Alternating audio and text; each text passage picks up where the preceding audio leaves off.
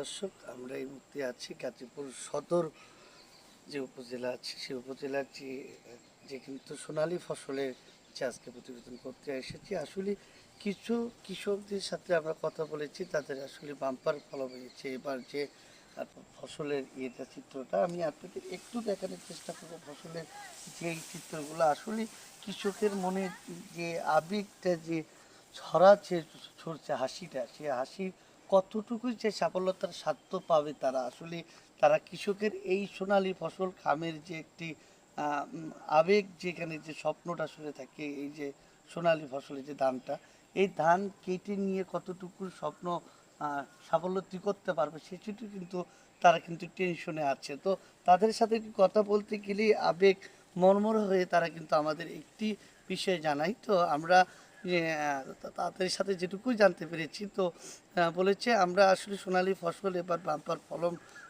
পেলেও তো আসলে মনের ভিতর যে আবেগটা কাজ করতেছে, আসলে কতটুকু স্বপ্ন চেতনা নিয়ে এই সোনালী ফসলটি কেটে ঘরে আমরা নিয়ে যেতে পারবো, সে তো থেকে সে তো আসলে অনেক সুন্দর যে বাজার মূল্যগুলো যাচ্ছে সেটুকুকে আরও সামনের দিকে ভালো যাবে কিনা সেই টেনশনেই কিন্তু ঠিক আছে আপনার সেই কৃষকরা আছে। সেই কৃষকের মনে স্বপ্ন, এই পরিশ্রম আর এই যে ঠিক আছে ঘামের মূল্য ঠিকই নিয়ে আগামী বছর আরও সুন্দর ফলন করতে পারবে কিনা, সেই সেই স্বপ্ন কিন্তু তারা দেখাচ্ছে।